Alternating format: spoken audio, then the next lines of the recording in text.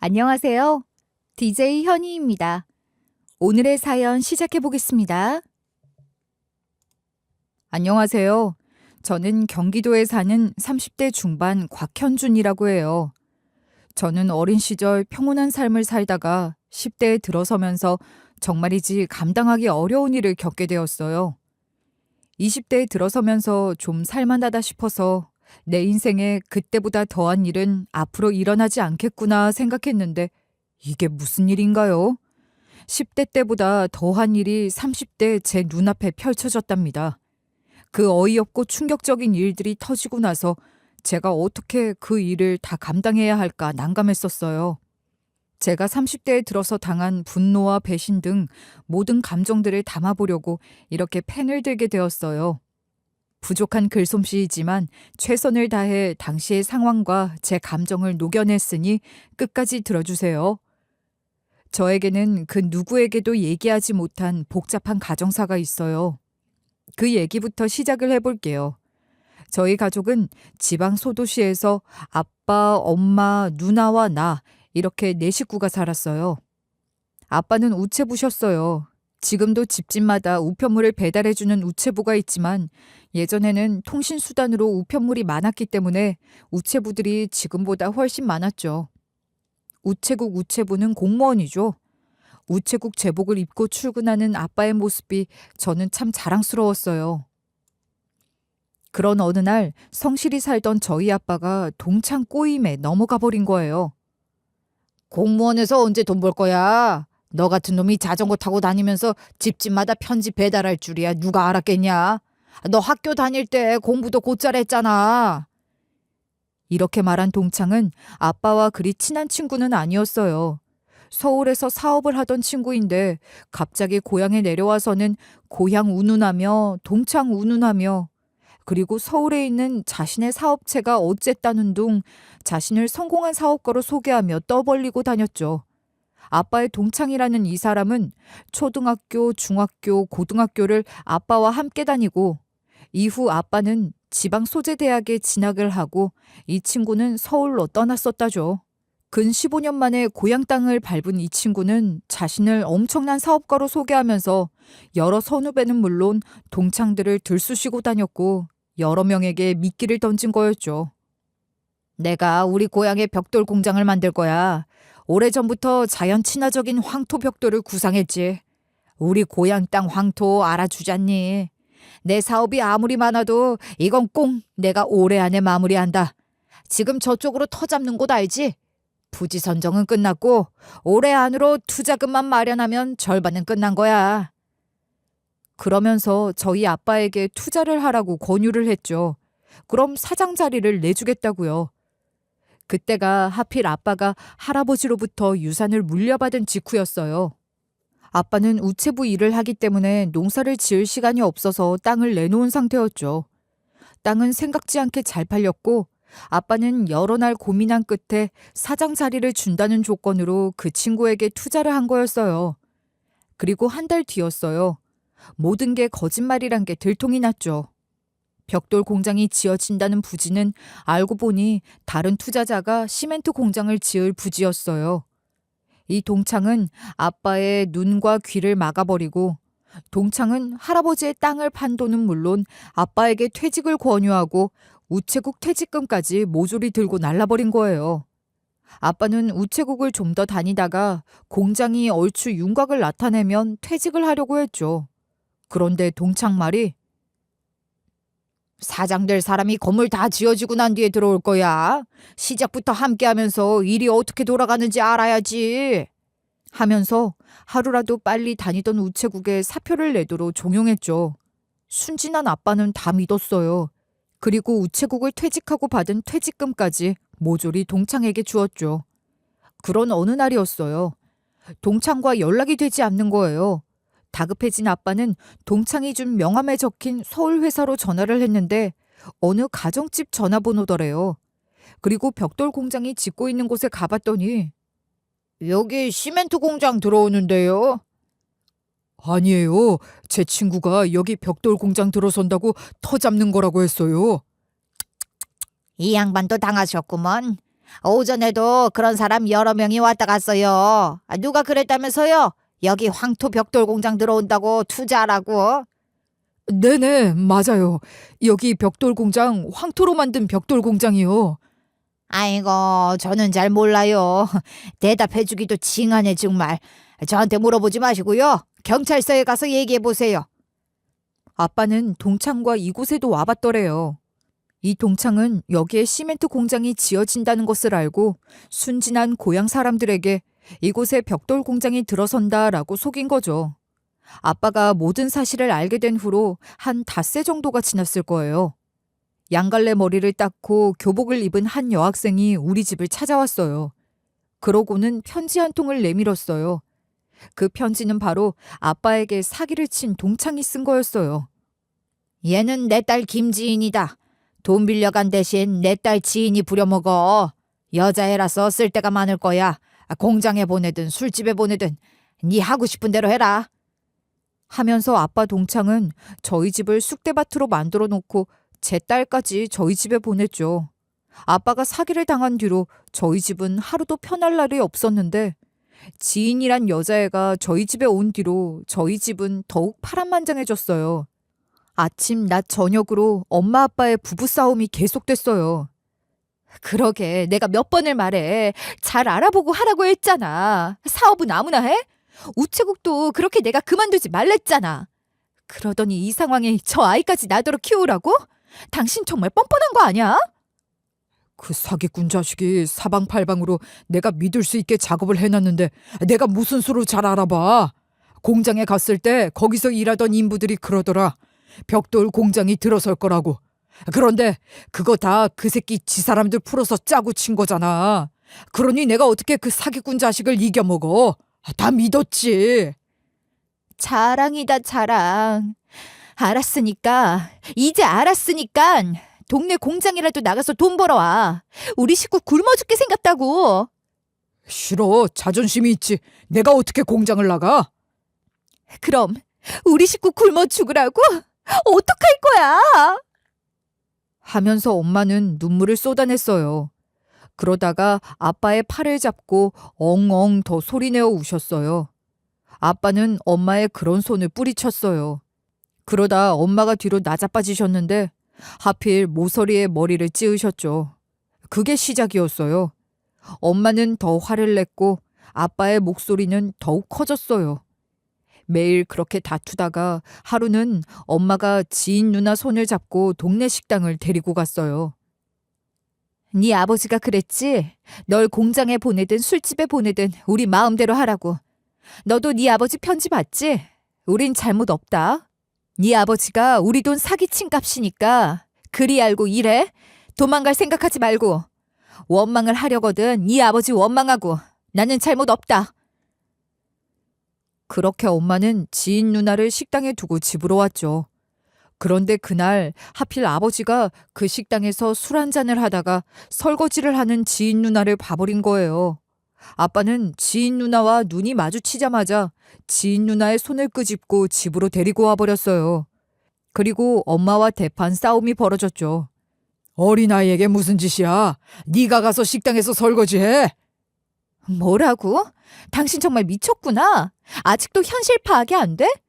제 아버지가 우리한테 사기쳐서 내 새끼들이 굶고 있다고 손가락 쪽쪽 빨고 있는데 나는 사기꾼 딸년한테 그만한 일도 못 시켜? 그리고 그 사기꾼 놈이 그랬잖아. 자기 딸 공장을 보내든 술집을 보내든 맘대로 하라잖아. 제 부모가 허락한 짓을 왜 못하게 하는데? 당신이 성인군자야? 이런다고 그 사기꾼 놈이 미안하다고 우리 돈 돌려줄 것 같아? 사람이 왜 그리도 맹탕이야? 당신 호구냐고. 아빠는 엄마의 말을 듣고 있다가 한참을 생각하시더군요. 그래도 지인 누나에게 그러는 건 아니다 싶었는지 그래도 어린애를 식당에 보내는 건 안 돼. 그럼 나더러 어쩌라고. 내 자식들은 어쩌란 말이야. 하고 엄마는 울부짖었지만 아빠의 마음은 변하지 않았어요. 아빠는 매일 술에 취해 있었고 엄마는 동네 식당을 다니면서 설거지를 하셨어요. 평소 가정주부로만 지내시던 엄마는 식당 일을 힘들어 하셨어요. 밤이면 주무시면서도 끙끙 앓는 소리를 하셨죠. 누나는 누나대로 힘들어 했어요. 혼자 방을 쓰다가 지인 누나랑 함께 방을 써야 하니까요. 게다가 누나와 지인 누나는 한 학교를 다니게 되었어요. 하루는 누나가 엄마에게 그러더군요. 엄마, 나 꼭 쟤랑 한 집에서 살아야 해? 한 방 써야 해? 친구들이 알면 뭐라고 말해. 나 정말 창피해. 그럼 현준이가 엄마 방에서 같이 자고 지인이를 현준이 방 줄까? 엄마도 참, 쟤를 내보내야지. 왜 현준이 방을 주는데? 엄마도 똑같다. 그러면서 누나도 힘들어했죠. 그런 어느 날이었어요. 토요일 아침이었는데 엄마가 누나와 저에게 중국집에 가서 점심을 먹자고 하시더군요. 누나와 저는 신이 나서 엄마를 따라 나섰어요. 엄마는 누나와 저에게 짜장면에 탕수육까지 사주었죠. 그리고 또 시내에 나온 김에 너희들 옷도 하나씩 사자 하시더군요. 누나와 저는 마냥 신이 났어요. 엄마, 월급 받은 거야? 월급 받았지. 엄마, 나는 옷 말고 운동화 사줘. 철없는 저는 그렇게 말을 했어요. 엄마는 그날 저와 누나에게 옷이랑 운동화를 사주시고는 10,000원짜리도 한 장씩 주셨죠. 누나와 저는 아무것도 눈치채지 못하고 그저 신이 났어요. 그리고 다음날 일요일이었어요. 눈을 떴는데 엄마가 보이지 않았어요. 누나와 저는 엄마를 찾았는데 엄마는 집안 어디에도 보이질 않았어요. 엄마가 일하는 식당도 가봤는데 도리어 식당 주인이 하는 말이 네 엄마 오늘은 왜 일 안 나오시니? 바빠 죽겠는데 엄마 보면 빨리 일 나오시라고 해. 그러는 거예요. 집에 돌아온 누나와 나는 엄마의 물건들을 뒤지기 시작했어요. 그러다 엄마의 화장대 밑 작은 상자에서 편지 한 통을 발견했어요. 엄마가 누나와 저에게 남긴 편지였어요. 너희들한테 미안하다. 엄마는 도저히 이 집에서 못 살겠다. 아빠 말 잘 듣고 공부 열심히 해라. 너희들도 이제 다 자랐으니 앞가림 할 거라 믿는다. 누나는 옆에 있는 지인 누나에게 화풀이를 해댔어요. 계집애야, 너만 아니었음 우리 엄마 안 떠났어. 다 너 때문이야. 네가 나가야지. 너 때문에 우리 엄마가 나갔잖아. 왜 우리 집에 붙어 있는 거야? 나쁜 년, 사기꾼 딸년, 썩 꺼져! 지인 누나는 아무 소리 하지 않고 누나의 분풀이를 다 당하고 있었죠. 그리고 누나는 아빠에게도 대들었어요. 아빠 때문에 엄마가 떠났어요. 아빠, 제발 정신 좀 차리세요. 사기 당한 건 이제 잊어버리시고 사셔야 할 거 아니에요. 제발요, 좀. 이제라도 정신 차리시면 엄마 돌아올 수도 있잖아요. 그리고 전현 쫓아내라고요. 왜 전현이 우리 집에서 같이 살아야 하냐고요. 전현 안 쫓아내면 내가 나갈 거예요. 그런데 아빠는 누나를 달래는 게 아니라 도리어 누나를 더 화나게 했죠. 어린 년이 뭘 안다고 떠들어? 살기 싫으면 네 년이 이 집에서 나가. 이 집 싫은 사람들은 다 떠나도 좋아. 다 나가버려. 다 꺼져버리라고. 어린 것들이 오냐오냐 해주니까 세상 물정을 몰라.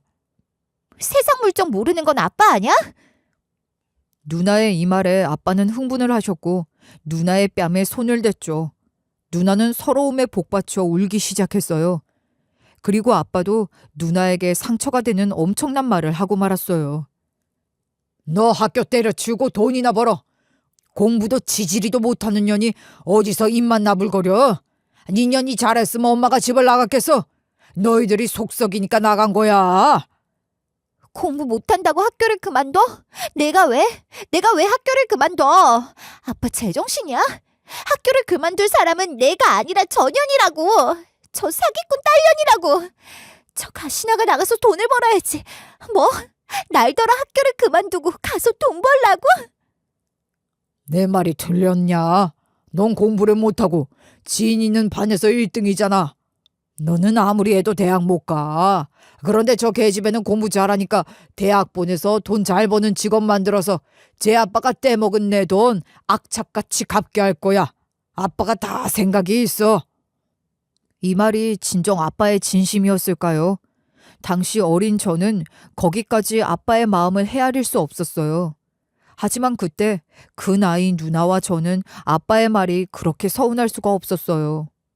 당시 누나와 지인 누나는 같은 학년이었고 지인 누나가 전학을 오자마자 전교 1등을 하는 바람에 누나는 엄청 자존심 상해했었죠. 그런데다가 아빠가 불을 지폈으니 누나의 마음이 어땠겠어요. 그날 밤 누나는 제가 잠들기 전까지 울었어요. 그리고 다음 날 제가 잠에서 깨어났을 때 누나의 모습은 보이지 않았어요. 누나 역시 엄마처럼 저에게 편지 한 장을 남기고 사라져버렸더군요. 현준아, 누나가 미안해. 하지만 누나는 이 집에서 더는 못 살겠다. 누나가 어디든 가서 자리 잡으면 연락할게. 저는 누나의 편지를 읽자마자 기차역으로 달려갔어요. 누나마저 없다면 저는 이 집에서 어떻게 살아야 하나요? 기차역에 가봤지만 누나의 모습은 보이지 않았어요. 저는 그 기차역에서 누나, 누나 하고 애타게 울부짖었어요. 엄마도 없고 누나도 없고 나는 이제 어떻게 살란 말인지 눈앞이 캄캄했어요. 그때 제가 중학교 3학년 16살이었으니까요. 기차역에서 집으로 돌아오는 내내 저는 생각했어요. 누나도 없는 집에서 아버지와 살 수 있을까를요. 살아야 한다면 어떻게 살아야 할지 난감했어요.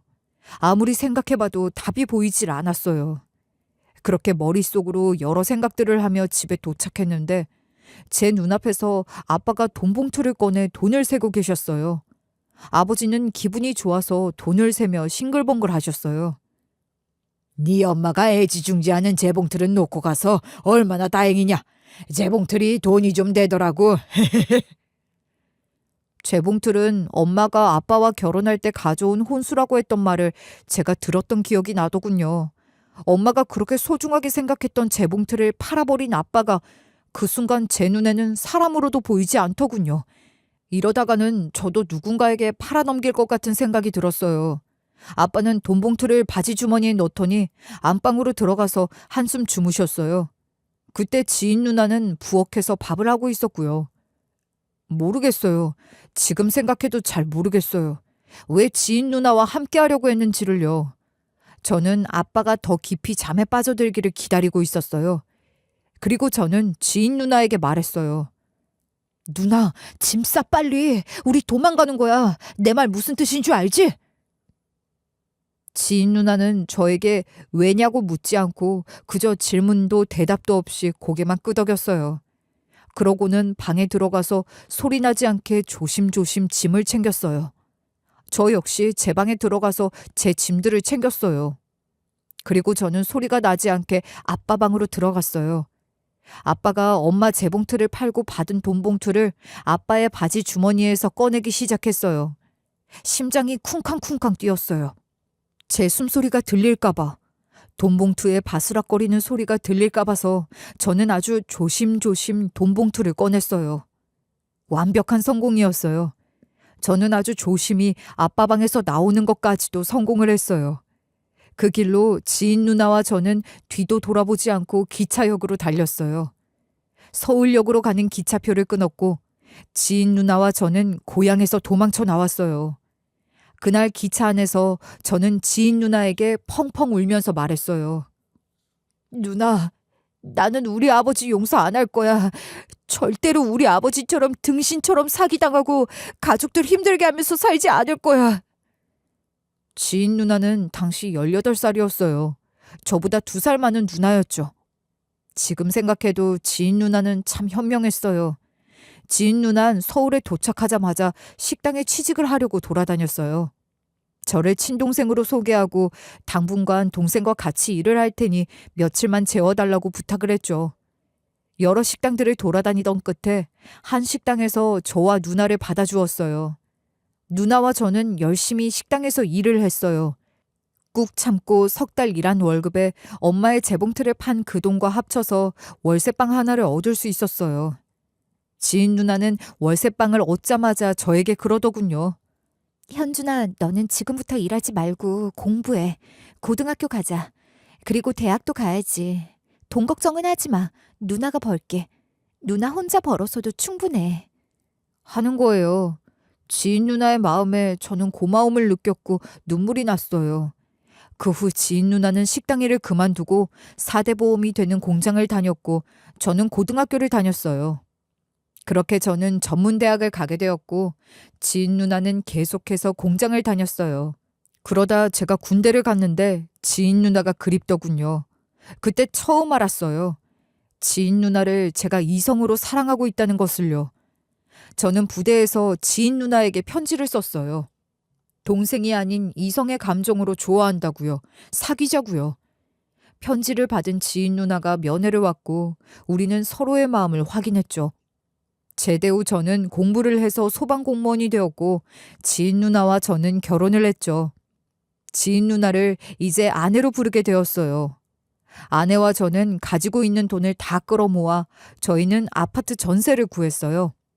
아내는 공장을 다니다가 아이가 생기자 공장을 그만두었죠. 우리는 여전히 돈은 없었지만 서로에 대한 신뢰와 믿음이 컸고 연년생 2아이를 낳고 더욱 행복했죠. 2아이들이 어린이집을 다니면서부터는 아내는 아르바이트를 하면서 돈을 모으기 시작했어요. 그렇게 결혼 8년 차에 접어들 때였어요. 요즘 아내의 행동에 이상함이 자꾸 느껴졌어요. 제 눈치를 슬슬 보는 것 같고 전화를 하면 받질 않는 거예요. 한 번도 아니고 2~3번도 아니고 여러 차례 말이죠. 무엇보다도 이상했던 건 그날이었어요. 퇴근하고 집에 들어왔더니 아내가 많은 양의 음식을 준비하는 거예요. 갈비에 잡채에 솥에는 육개장이 팔팔 끓고 있는 거예요. 대체 이게 뭐지? 무슨 날인가? 선물 준비도 못했는데 내가 놓치고 있는 날이 있나? 싶더군요. 머리를 아무리 굴러봐도 이번 달엔 이렇게 음식을 많이 할 정도의 특별한 날이 없는 것 같았어요. 저는 의심 없이 물었어요. 내일 누구 생일이야? 아니, 생일 아니야. 그냥 우리 가족 먹으려고. 그러면서 말끝을 흐리더군요. 그런가 보다. 저는 별 생각 없이 아내가 거하게 차려주는 음식들을 맛있게 먹었죠. 그리고 다음 날이었어요. 퇴근하고 집에 왔는데 아내가 없는 거예요. 외출을 하면 어딜 간다 저에게 꼭 메시지를 남기는 사람인데 이상하더군요. 그래서 전화를 했죠. 당신 지금 어디야? 금방 들어와? 그랬더니 아내가 대답도 하지 않고 전화를 뚝 끊어버리는 거예요. 이런 일이 한 번도 없었는데 어찌나 기분이 상하던지요. 그러고는 아내에게서 문자 메시지 한 통이 왔더군요. 당신 알아서 저녁 챙겨 먹어. 내가 일이 좀 생겨서 말이야. 그런가 보다 생각하고 저는 냉장고 문을 열었어요. 어제 먹다 남은 갈비와 잡채 대충 차려 먹을 생각이었죠. 그런데 이게 무슨 일인가요? 갈비와 잡채는 고사하고 김치통에 김치도 없는 거예요.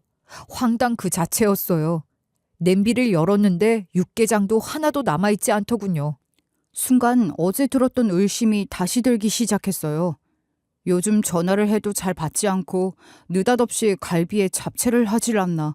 머릿속에 오만 생각들이 오고 갔죠. 그러는 사이에 아내가 집에 들어왔어요. 당연히 저는 아내에게 물었죠. 당신 어디 다녀와? 제 생각대로 아내는 눈동자를 어디에 둘 줄 모르고 횡설수설하더니만 친구 좀 만나고 오느라고. 저는 아내의 말에 이어서 물었어요. 그럼 어제 그 많은 음식을 친구 가져다 준 거야? 제 질문에 또 아내가 횡설수설하면서 답을 하더군요. 어떻게 알았어? 친구가 우리 집 근처에 이사를 왔는데 음식을 잘 못하는 친구야. 그래서 좀 가져다 줬어. 당신 밥 먹으려고 냉장고 문 열었는데 반찬이 없어서 섭섭했구나. 하면서 평소 모습답지 않게 아내가 저에게 아양을 부리는 거예요. 저는 그게 더 기분이 상했어요. 그래서 버럭 짜증을 내버렸죠. 당신 지금 나랑 뭐 하자는 거야? 장난해? 내가 지금 반찬이 없다고 화내는 것 같아? 당신 요즘 행동이 이상해서 그러는 거잖아. 어딜 가는지 말도 하지 않고 느닷없이 잔치 음식들을 만들더니 음식 못하는 친구가 가까이 이사를 와서 음식을 줬다고 하질 않나. 그럼 그 어떤 친구에 대해서 말을 해봐. 평소 같았으면 어디서 만나서 친해진 친구이고 어디 살고 하면서 나한테 다 얘기했을 거잖아. 제 말에 당황스러웠는지 아내가 손을 벌벌 떠는 겁니다. 그러면서도 아무 말도 하지 못하고요. 저는 너무나 답답해서 말을 덧붙였어요. 말을 하라고 당신. 대체 요즘 왜 그러냐고. 어딜 그렇게 싸돌아다니는 거냐고. 그래도 아내는 자신이 요즘 왜 그러는지 저에게 해명을 하지 않더군요. 그러면서 도리어 저에게 한다는 말이 당신이 언제부터 나한테 관심 가졌다고 그래? 내가 저녁밥 차려 먹으라고 했더니 그것 때문에 짜증난 거야? 내가 꼭 밥상 차려줘야 해? 나는 당신한테 밥상 차리는 사람이야? 당신도 이젠 좀 밥도 차려 먹고 집안 청소도 좀 돕고 그러라고. 나도 이제 돈 벌러 다녀야 할 거 아니야. 적반하장도 유분수지. 아내가 화를 내는데 짜증이 팍 나는 거예요. 뭐라고? 내가 묻는 질문에 답하라고 했지. 왜 엉뚱한 소리야. 당신답지 않게. 이러니까 당신도 이상해. 당신답지 않다고. 저는 그렇게 말을 하고 안방으로 들어가 버렸어요. 그날 저희 부부는 각방을 썼고 결혼해서 처음으로 부부싸움이란 걸 하게 되었죠. 그리고 몇 주째 냉전 사이가 계속 이어졌어요. 아내는 저에게 화해를 하려고 말을 걸긴 했지만 제 마음이 열리질 않았어요. 아내가 저에게 뭔가 속이고 있다는 확신이 들었으니까요. 그리고 몇 달이 흐른 어느 날이었어요. 그날은 제가 야간 근무라서 늦은 출근을 하려고 집에 있는데 아내가 한껏 치장을 하고 외출 준비를 하더군요. 콧노래까지 부르면서요. 대체 이 여자가 왜 이러지? 왜 평소에 안 하던 짓을 하고 이러는 거지? 아내가 콧노래를 부르고 나가는데 저는 저도 모르게 그만 겉옷을 챙겨 입었어요. 그러고는 아내의 뒤를 따라 나섰죠. 이런 제 모습이 한없이 우스웠지만 멈추질 못하겠더군요. 그런데 아내가 한껏 꾸미고서 코에서는 콧노래까지 부르면서 간 곳이 어딘 줄 아세요? 저는 엄청 당황을 하고 말았어요. 아내가 도착한 곳은 노인 요양보호사 학원인 거예요. 그 학원 문을 밀고 들어가는데 정신이 바짝 차려졌어요. 내가 지금 무슨 생각을 한 거야? 한편으로는 웃음이 나고 또 한편으로는 쪽이 팔려서 고개를 들 수가 없었어요. 어쨌든 여기까지 따라왔으니 아내를 만나고 가자 하는 생각이 들었어요. 그래서 아내가 수업을 마칠 때까지 기다렸죠. 저는 수업을 마치고 나온 아내 앞에 얼굴을 내밀었었어요. 여보, 이 학원 다녀? 저를 보더니 아내가 깜짝 놀라더군요. 어머, 당신 여기 어떻게 알고 온 거야? 저는 아내를 와락 끌어안아 버렸어요. 차마 미행했다는 말을 할 수가 없어서요. 아내는 그런 제 마음도 모른 채 미안해. 시험 떨어질까봐. 떨어지면 창피하잖아. 그래서 합격하면 당신한테 말하려고 했는데 어떻게 한 거야? 저는 어떻게 알게 됐냐는 아내의 물음 대신에 이야기의 화제를 바꿔버렸어요. 대체 노인 요양보호사는 무슨 일을 하는 거래? 그러자 아내가 신나게 얘기를 하더군요. 거동이 불편한 노인분들이 있잖아. 일상생활을 혼자 하실 수 없는 분들. 그런 분들 집을 직접 방문해서 식사도 챙겨드리고 집 청소도 해드리고 시간을 같이 보내드리는 거야. 저는 아내를 응원해 주었어요. 혼자서 몰래 공부하던 아내도 이제는 제가 알게 되자 집에서도 내놓고 공부를 하더군요. 그 모습을 보는데 아내가 그렇게 든든할 수가 없었어요. 이런 아내를 제가 의심했다는 미안함이 가득했어요. 그렇게 몇 달간 아내는 노력을 하더니만 결국 열심히 공부를 해서 자격증을 취득했죠. 아내는 두 아이를 육아를 하느라 집에만 있었고 간간히 아르바이트는 했지만 적은 액수였죠. 저는 그렇게 아내를 다시 믿게 되었죠. 그간 오해했던 부분이 너무나 미안했어요. 아내와 함께 그 험난한 고난을 다 겪으며 살아왔는데 그런 아내를 의심했다니. 그리고 아내가 저를 배신할 리 없다는 믿음에 안도의 한숨과 함께 더 굳건한 믿음이 생겼죠. 그러던 중 한겨울 어느 날이었어요. 근무 중에 화재 신고가 들어와서 저희 팀이 출동을 하게 되었죠. 화재로 출동한 곳은 저희 소방서에서 얼마 떨어지지 않은 빌라촌이었어요. 신고가 들어온 집은 소방도로 바로 앞인 빌라 4층이었어요. 신고를 받고 도착한 저희 소방팀은 정신이 없었어요. 빌라 안에 모든 사람들이 다 밖으로 나왔는데 정작 화재를 신고한 집에서는 사람이 나오질 않는 거예요.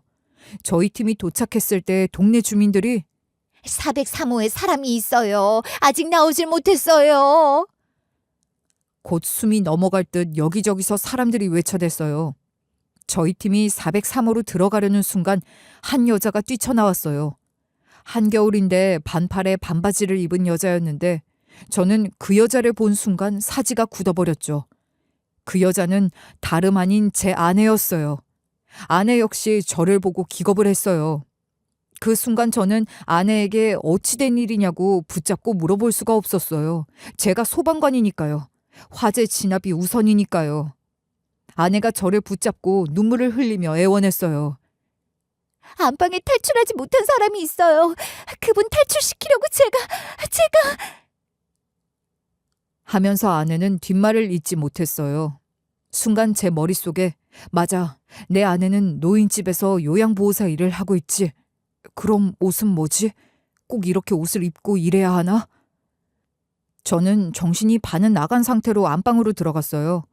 아내의 말대로 구부정한 허리에 한 노인이 있더군요. 저는 노인을 구해서 나왔어요. 노인이지만 키가 크고 무게가 상당히 나가더군요. 아내가 이 노인을 이끌고 나올 수 없었음을 알겠더군요. 그렇게 겨우 노인을 구해 나왔고 나는 다시 불길 속으로 들어갔어요. 시간이 지났고 다행히 불길은 크게 번지질 않았어요. 저는 대원들과 함께 밖으로 나왔죠. 그런데 밖에서는 실랑이가 벌어지고 있더군요. 마지막으로 구출된 403호 노인이 119를 타고 병원으로 가자는데 절대 가지 않겠다고 하더랍니다. 내 아들이 여기 있다고, 내 아들이. 여기 어르신 혼자 사신다면서요. 아니야, 내 아들이 저기 들어가 있어. 대원들은 아내에게 묻더군요. 치매 노인이신가요? 왜 자꾸 아들 얘기를 하시는지. 저 집에 혼자 사시는 거 맞죠? 아들은 없으신 거 맞죠? 그런데 이상스럽게도 아내 역시 가타부타 확실하게 답을 하지 않는 거예요. 그러니 대원들이 더 답답할 수밖에요. 그러는 가운데 제가 빌라에서 나오자 노인이 제 얼굴을 보더니 안도의 숨을 내쉬는 거예요. 그러면서 하는 말이 아들 나왔네. 내 아들 나왔어. 하고 웃으면서 119를 타겠다는 제스처를 하는 거예요. 순간 주변에 있던 사람들 모두가 고개를 갸웃거렸죠. 가장 당황스러운 건 저였죠. 저를 보더니 아들 나왔네 라고 했으니까요. 대원들 역시 저와 노인을 번갈아 가면서 보는 거예요. 저는 노인의 얼굴을 자세히 들여다보았어요. 아니, 이게 누구인가요? 세상에나 고향을 떠나오면서 다 잊어버렸던 제 아버지가 아니겠어요? 제가 그렇게도 증오하고 제 기억에서 영원히 지워버리고 싶었던 사람, 제 아버지였어요. 순간 제 표정은 얼음이 되어버렸어요. 아내가 경찰과 얘기를 다 마치고 저에게 왔더군요. 저는 아버지를 보던 시선을 거두고 아내를 원망하는 눈빛으로 바라봤어요. 그러고는 물었어요. 이거였어? 우리 집 가까이로 이사를 왔다는 음식 못한다는 친구가 저 사람이었어? 저 사람 돌보려고 당신 요양보호사 자격증까지 딴 거야? 당신한테 언젠가는 말하려고 했어. 언제 말해야 하나 기회를 보고 있었다고. 계속 속일 생각은 아니었어. 아내의 변명이 귀에 하나도 들리지 않았어요. 그저 아내가 미울 뿐이었어요. 저를 누구보다도 아내가 잘 안다고 생각했으니까요. 믿었으니까요. 저는 지금 소방공무원으로서 이 자리에 왔다는 사실을 망각해버렸어요. 일이고 뭐고 다 팽개치고 저 인간 같지도 않은 인간이 지금 내 주변에 있다는 사실과 아내가 저를 속이고 저 인간과 연락을 하며 지냈다는 게 화가 나서 견딜 수가 없었어요. 저는 일이고 뭐고 다 팽개쳐버렸어요. 화가 나서 어떻게 할지를 모르겠더군요. 아내 역시 119를 타고 병원으로 가서 검사를 받아야 하는데 그런 저 때문에 119를 타지도 못하고 제 눈치만 보고 있더군요. 그러다 잠시 시간이 지났고 제 화가 조금 누그러진 것 같아 보였는지 아내가 말을 시작하더군요. 아버님이... 아내가 그 인간 얘기를 하자마자 저는 버럭 화를 냈어요. 뭐? 아버님? 누가 누구 아버님이래? 나는 아버지가 없어. 당신도 알잖아. 세상 사람 다 몰라도 당신은 알잖아. 아내는 제 말에 고개를 푹 숙였어요. 그러고는 그럼 아버님이라고 하지 않고 그분이라고 할게. 그분이 암이시래. 폐암이란 걸 알고 당신을 찾아 나섰대. 당신한테 꼭 할 말이 있어서 그 말을 하고 죽어야겠더래. 당신 찾으려고 막연히 서울에 올라왔는데 어디서 어떻게 당신을 찾아야 할지 모르겠더래. 막막한 마음을 안고 서울에 왔고 고속버스 터미널 화장실에 갔는데 거기에 사람을 찾아준다는 광고가 있더래. 그래서 광고에 적힌 번호에 전화를 했더니 돈을 보내라고 하더래. 돈을 보냈더니 바로 당신이 일하는 곳과 살고 있는 집도 알려주더래. 여기 소방서에 다닌다고. 그 길로 여길 올라와서 소방서 주변을 얼쩡거리는데 정말로 당신이 있더래. 그런데 눈앞에 아들을 두고도 아는 척을 못하겠더래. 당신이 어떻게 나올지 뻔하니까. 본인이 지은 죄가 너무 크다는 걸 알기 때문에. 그래서 몇 날 며칠 당신 사무실 앞을 맴돌았대. 이 이야기를 듣는데 저는 눈물 한 방울도 나오질 않더군요. 저는 아내에게 물었어요. 그럼 당신이 그 인간을 어떻게 만나게 된 건데? 5달 전에 당신 숙직하던 날, 속옷 안 가져간 날 있지? 그날 내가 당신 사무실에 속옷 가져다 주러 가는데 웬 이상한 노인이 당신 사무실을 보고 있는 거야. 길 찾는 노인인 줄 알았어. 그래서 도와드리겠다고 말을 했더니 나를 보고는 다짜고짜 도망을 치는데 그분은 나를 알고 있었더라고. 그래서 이상해서 기억을 더듬어 봤더니 그분인 거야. 나도 당황했지. 아마도 당신보다 더 놀랬을걸? 그래서 그만 들고 있던 당신 네일랑 양말이 들어있는 가방을 바닥에 떨어뜨리고 말았어. 너무나 충격적이어서 움직이지 못하고 한동안 멍하니 서 있는데 그분이 다시 내 앞에 나타나더라. 그러면서 무릎을 꿇고 애원을 했어. 제발 얘기하지 마라. 내 아들한테 나 만났다고 얘기하지 마. 부탁이야. 그냥 멀리서 잘 사는 것만 보고 가려고 한 거야. 절대로 내 아들에게만은 말하지 말아라. 얘기를 해도 내가 얘기할 테니까. 그리고 너한테 미안하다. 제발 날 용서해다오. 하면서 도망을 치시더라고. 노인 걸음이 어디 멀리 가셨겠어? 내가 그분을 잡았어. 그리고 자초지종을 물었어. 그랬더니 그간의 사연을 얘기하시더라고.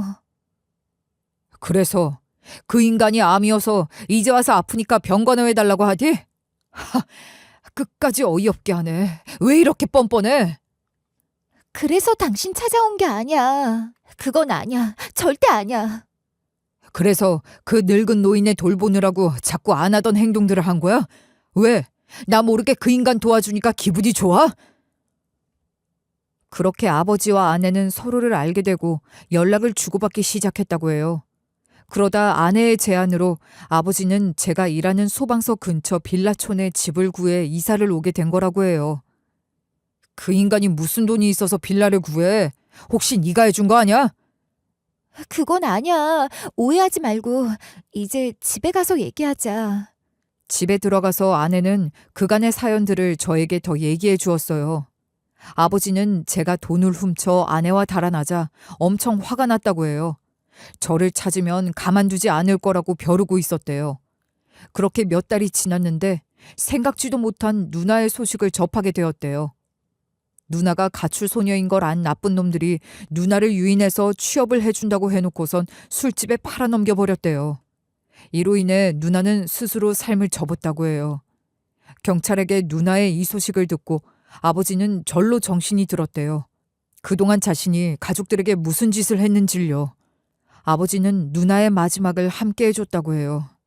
그리고 엄마와 저를 찾아 나서려고 했지만 찾을 방법도 없을 뿐더러 엄마와 제 앞에 나타날 면목이 없더래요. 그래서 언젠가는 만나지겠지 기도를 하면서 술을 끊고 닥치는 대로 일을 하셨다고 해요. 엄마와 저를 만나면 돈으로 그 힘든 시간을 보상해 주려고요. 그렇게 19년의 세월이 지났는데 건설 현장에서 일을 하다가 갑자기 쓰러지셨더래요. 병원에 갔더니 의사가 폐암이라고 말을 하더래요. 남은 삶이 길어야 1년, 짧으면 6개월 남았다고요. 의사의 얘기를 듣고 집에 와서 곰곰이 생각해보니 어느 날 갑자기 자신이 죽어버리면 아들을 볼 수가 없잖아요. 그리고 모아둔 돈이 어디로 갈지도 모르고요. 그래서 무작정 아들을 찾아 나선 거라고 해요. 그러다 우연찮게 아들을 만나게 된 거고요. 아내 얘기를 다 듣고 저는 짜증을 냈어요. 오지랖 떨지 마. 나보다 네가 더 잘 알잖아. 그 인간이 어떤 인간인지 말이야. 그리고 사람은 쉽게 안 변해. 그 인간이 자기 입으로 변했다고 하는 거 난 믿을 수가 없어. 아내는 아버지와 제 사이에 쌓인 앙금을 풀게 해주기 위해 아버지를 돕고 있었어요. 아내가 저에게 그러더군요. 솔직히 나는 아버님께 감사드려. 당신과 이렇게 결혼해서 아이를 낳고 잘 살 수 있었던 거 아버님 덕분이라고. 그때 아버님은 충분히 나를 술집이나 공장에 팔아넘길 수도 있었어. 그런데 그러지 않으셨어. 내 친아버지도 나를 버렸는데 당신 아버님은 나를 버리지 않으셨어. 그때도 그게 그렇게 고마웠어. 지금도 그 마음 변치 않아, 나는.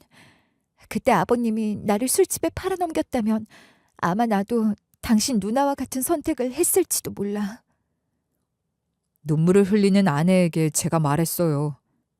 아버지는 당신은 버리지 않았지만 엄마와 나와 누나를 버렸잖아.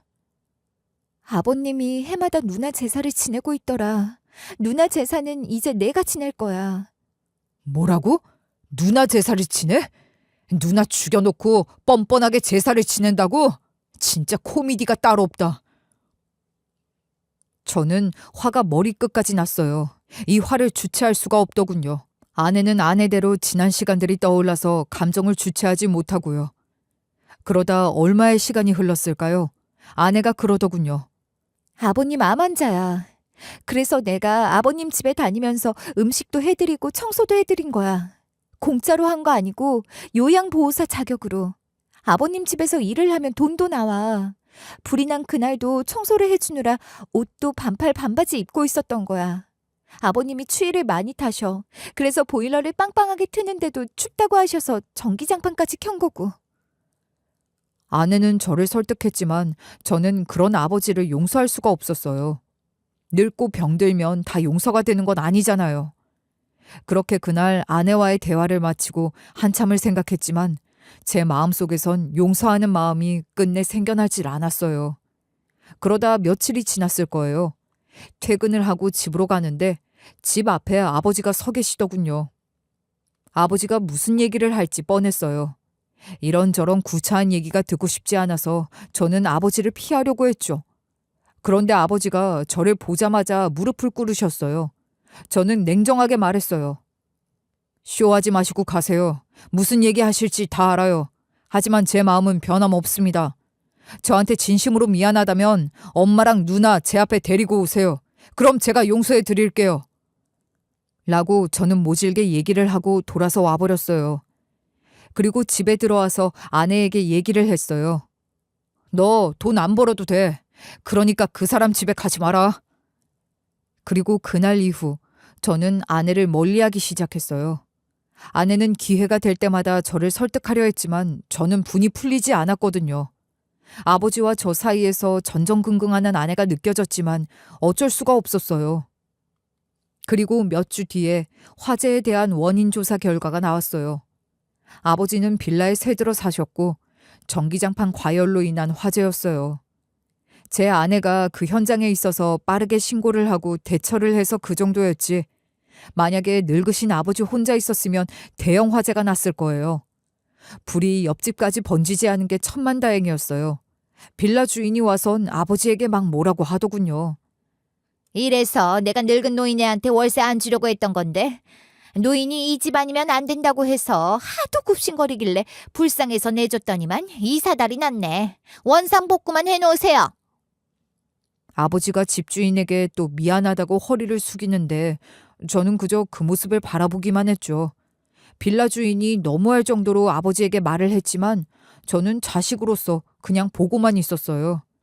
할아버지, 돈이 얼마가 들어가건 집에 원상복구 해놓으시고요. 그대로 사셔야 해요. 누가 불난 집에 들어와 살려고 하겠어요. 그러면서 한다는 소리가 월세 올리는 건 감안하셔야 해요. 저도 피해가 이만저만이 아니니까요. 아버지는 빌라 주인에게 아무 말도 하지 못하고 그러겠다고 고개를 끄덕이더군요. 듣고 있던 아내가 빌라 주인에게 한마디 쏘아 붙이려고 했지만 저는 관둬. 저렇게 당해야 정신을 차리지. 하고 아내를 말렸죠. 그렇게 화재 문제는 해결이 되고 며칠 뒤에 또 아버지가 저를 찾아왔더군요. 손이 발이 되게 빌면서 말이죠. 제발 용서해 다오. 아버지의 얘기에 저는 콧방귀도 끼지 않았어요. 그리고 몇 시간 뒤였어요. 집으로 가는 길에 아버지가 쓰러지셨다고 하더군요. 연락을 받은 아내는 병원으로 달려갔지만 저는 가지 않았어요. 마음은 아팠지만 병원에 가지 않았어요. 집에 있는 저에게 아내가 연락을 했더군요. 여보, 아무래도 아버님 마지막인 것 같아. 와서 손 한 번만 잡아드려. 아내는 저에게 애원했지만 저는 끝까지 아버지가 입원한 병원에 가지 않았어요. 그게 복수라고 생각했어요. 단 저는 아내를 말리지 않았어요. 아내는 태어난 아버지를 찾아가서 한결같이 음식을 만들어 드리고 청소며 빨래를 해주고 병원도 모시고 다녔죠. 제가 그런 아내의 행동을 말릴 수도 있었지만 왜 그랬을까요? 저는 아내를 말리지 않았고 제 일만 열심히 했어요. 그런 어느 날 아내가 저에게 그러더군요. 독한 사람. 그래도 부모라고, 살아계신 부모라고, 지난 날을 후회하면서 자식에게 무릎을 꿇고 용서를 구한 아버지라고. 나도 이렇게 날 찾아와서 잘못했다고 용서해달라고 하는 아버지가 있었으면 감사할 것 같은데 당신은 왜 그걸 모르냐고. 왜 그걸 받아들이지 못하냐고. 고집을 피울 때서 피우라고. 자그마치 19년 동안 당신에게 용서를 받으려고 사신 분이야. 어디 그러기가 쉬워? 라고 말했지만 저는 그럼에도 불구하고 끝내 아버지를 만나러 가지 않았어요. 결국 아버지는 화재 사건 이후 7개월 만에 생을 마감하셨어요. 그런데 이런 마음은 또 뭘까요? 그 고집을 부려놓고서는 아버지가 돌아가시고 나니까 후회가 되더군요. 임종은 지킬 걸.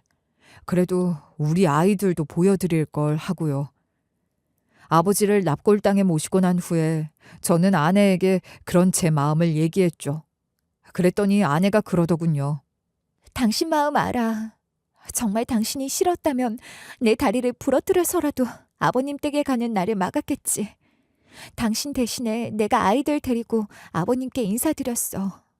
당신 몰래 딱 한 번. 아버지가 제 앞으로 남긴 재산은 2억 3천 정도 되더군요.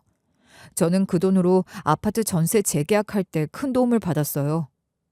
그리고 아버지가 살던 빌라를 정리하는데 아버지의 낡은 가방이 있더군요. 버리기 전에 무심코 가방을 열어보았더니 젊은 시절에 아빠와 엄마, 그리고 어린 누나와 제가 함께 찍은 낡은 가족 사진이 있더군요. 그리고 오래전에 제 앞으로 써놓은 편지 한 통이 있더군요. 사랑하는 내 아들 현준아, 아빠가 어리석어서 미안하다. 가족의 소중함을 모르고 아픈 내 마음만 생각했다. 다음에 내 아들로 다시 태어나 주렴.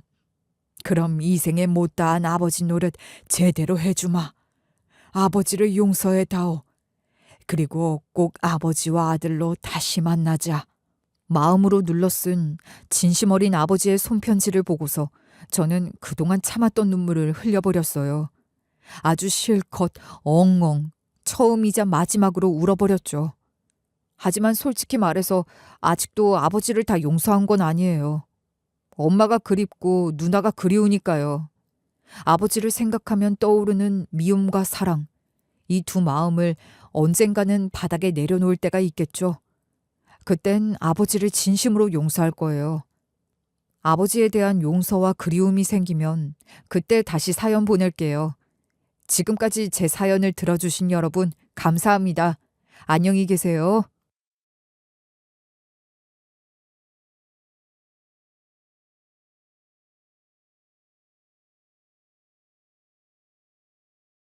안녕하세요. DJ 사나입니다. 오늘의 사연 시작해 보겠습니다.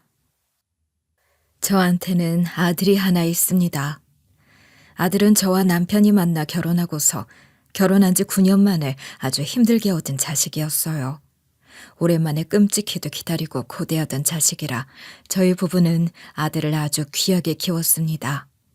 저 하고 싶은 건 뭐든 다 해주고 최고로 좋은 것들만 해주고 어떻게든 우리 아들 가는 길에는 장애물 없게 내가 뭐라도 해주고 싶은 마음이었죠.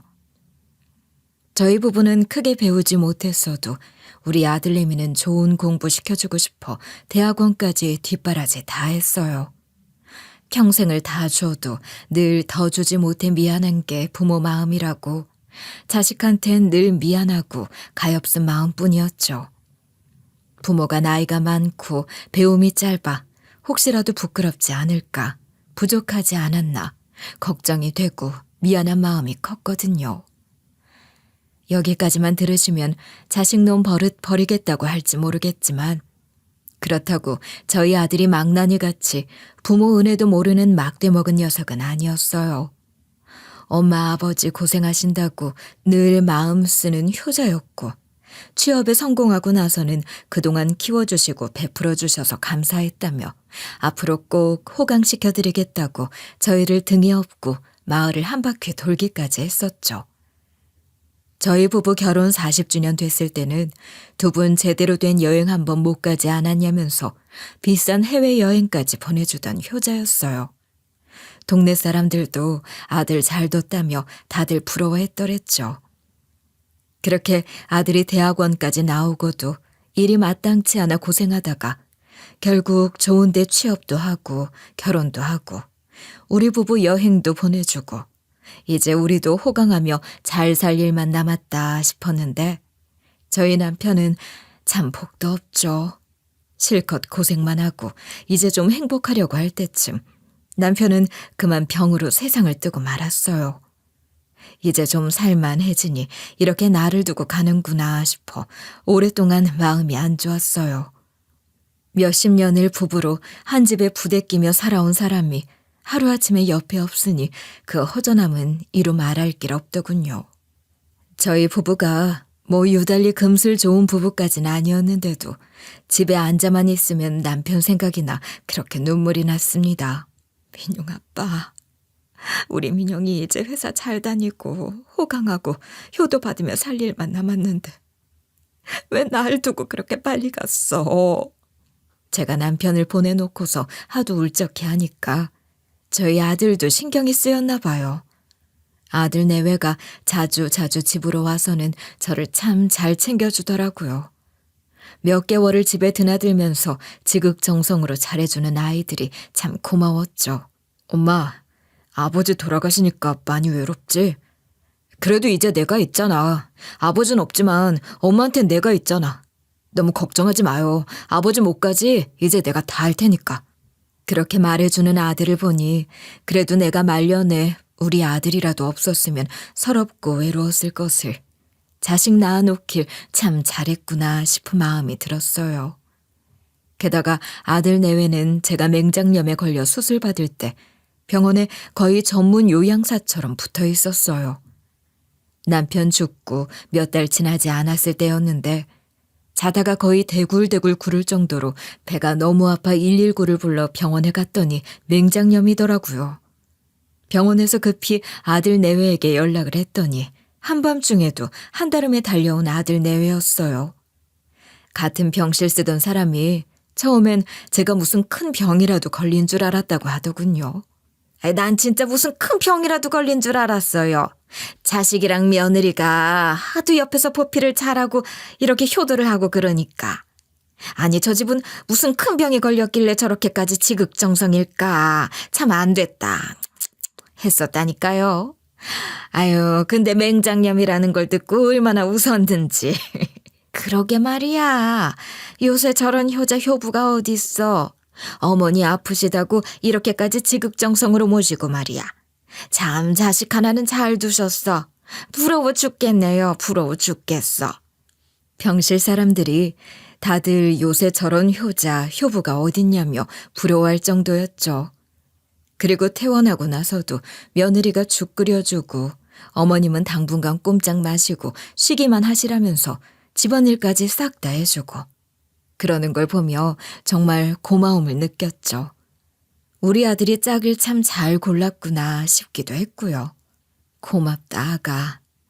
아유, 무슨 큰 병도 아닌데 너한테 이렇게 민폐를 끼쳐도 될런지 이거 참. 에이 그런 말씀 마세요 어머님. 맹장염 그거 우습게 볼 거 아니에요. 조금만 늦었어도 아주 큰일 날 뻔했다는 말 못 들으셨어요? 그리고 어머님 연세에는 간단한 수술이라도 아물고 다시 회복하는데 얼마나 오래 걸리는데요. 아무쪼록 어머님은 그냥 꼼짝도 마시고 저한테 다 시키세요. 제가 다 거둘게요.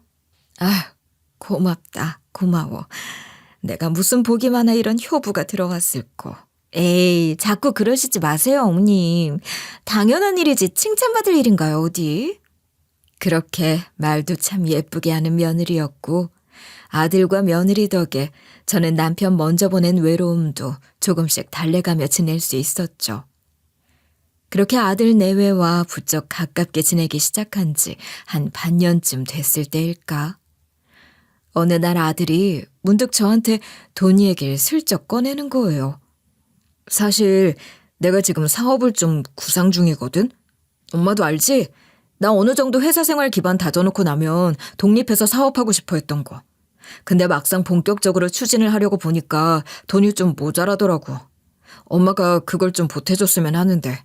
사실 남편 사망하면서 남편이 남기고 간 재산을 저희 둘이 반반으로 나눠 가졌었거든요. 그런데 제가 받은 몫을 좀 주면 안 되겠냐는 거였죠. 솔직히 어차피 엄마는 이 집도 있고 국민연금도 나올 거고 아버지 퇴직연금도 나오고 또 아빠가 엄마 명의로 들어놓은 다른 연금도 있잖아. 물론 연금이라 봤자 다 합쳐서 큰 액수는 안 되지만 그래도 엄마 혼자 생활하실 돈은 될 것 같은데. 뭐 엄마가 그렇다고 다른 사회활동 많이 하시는 것도 아니고 그냥 사부작 돌아다니면서 친구분들 가끔 만나시고 절에 가끔 가시고 하는 정도가 다인데 별로 돈 많이 들 때도 없지 않겠어요? 엄마, 나 이 사업 꼭 성공시키고 싶어. 엄마가 좀 도와주면 나 정말 잘해볼 수 있을 것 같아서 부탁 좀 드릴게요. 아들 좀 도와줘. 엄마 평생 호강시키면서 살려면 나 이 사업 정말 잘해보고 싶어. 아들은 아주 간곡한 부탁을 해왔어요. 나도 돌아가신 너희 아버지도 사실상 평생을 우리는 너 하나를 위해서 살아온 사람들이었다.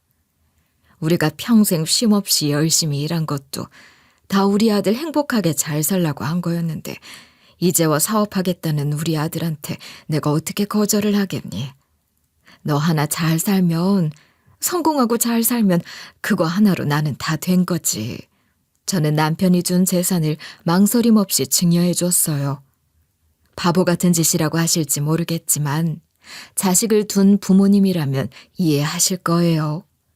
남들한테라면 어림도 없을 일들이 자식한테는 마음이 한없이 약해지는 게 또 부모 마음이잖아요.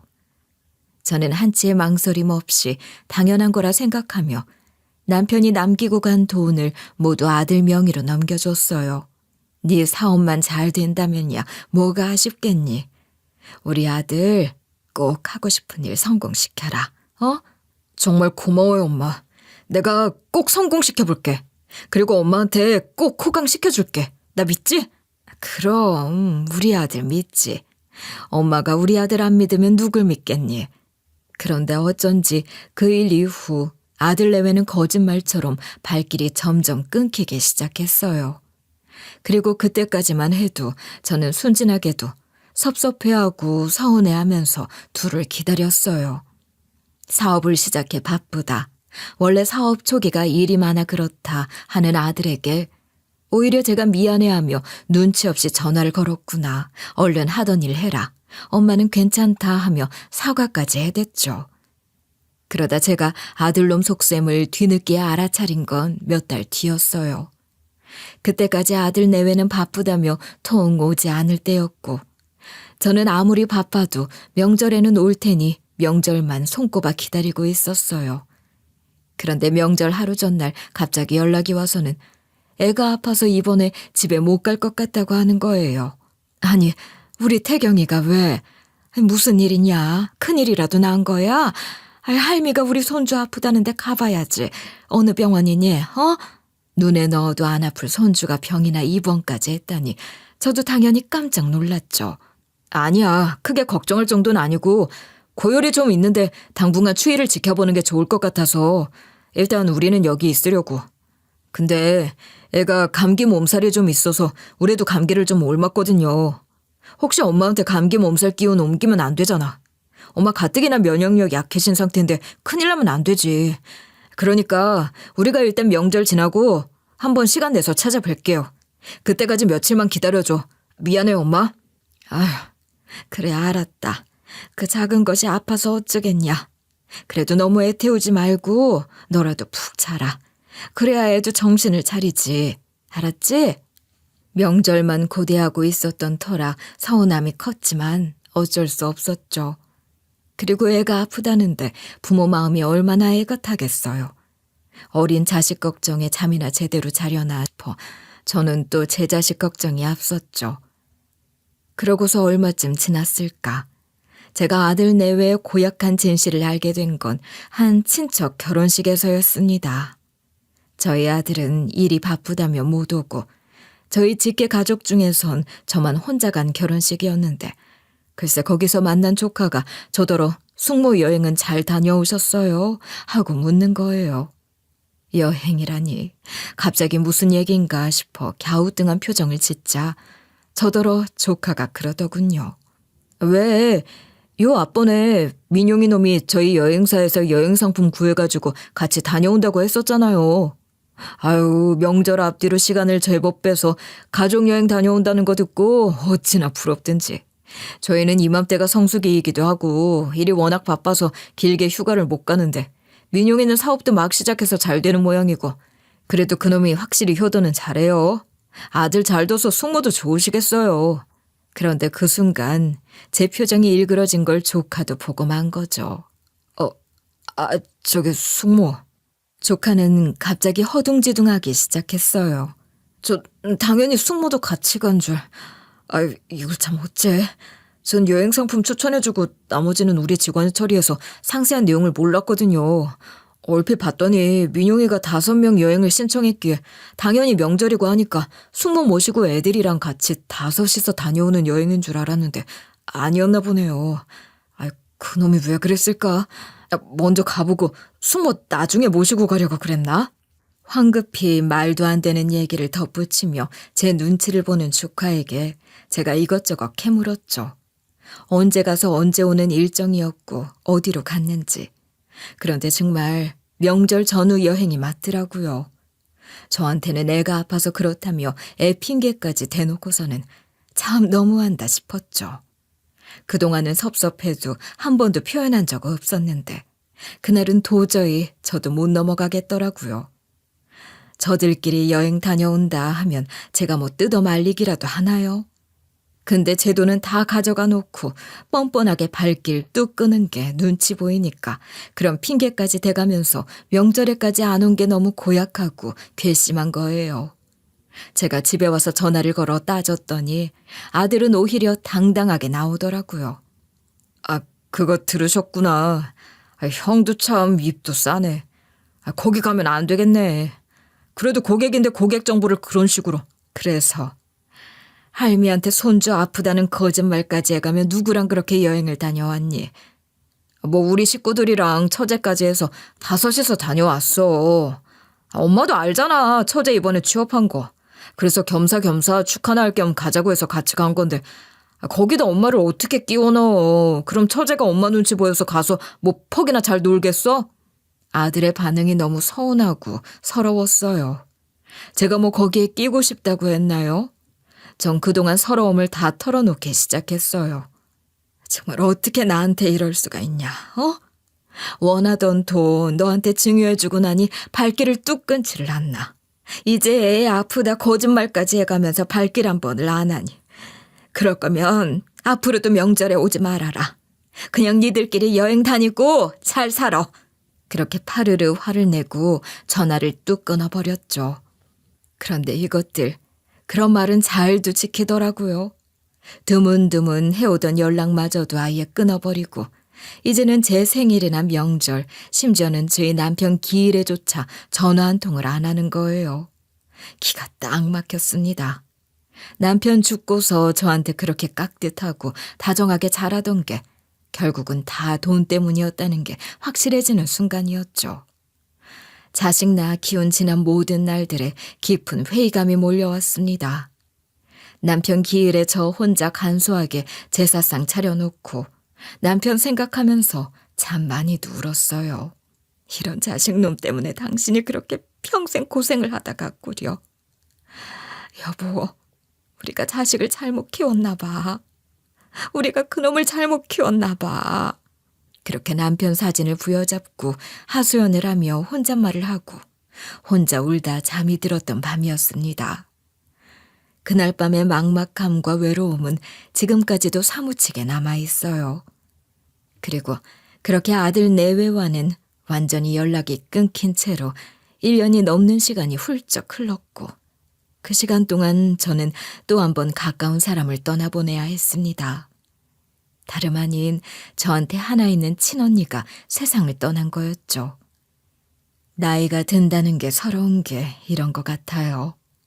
사람들이 한둘씩 자꾸 떠난다는 거. 오랜만에 연락이 오면 반가움보단 덜컥 걱정부터 되는 나이니까요. 게다가 저한테 언니는 참 특별했거든요. 자매지간에 대면대면하게 지내는 집들도 있지만 저랑 언니는 참 우애가 좋았어요. 어릴 때부터 저희 언니가 참 착해서 저를 많이 아껴줬었거든요. 언니를 생각하면 나쁜 기억은 하나도 없었어요.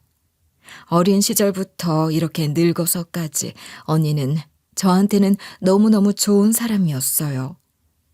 나이 들고 환갑이 넘어서도 언니는 저만 보면 어린애 취급을 할 정도로 저를 잘 챙기는 사람이었고 마지막 가는 순간까지도 그랬더군요.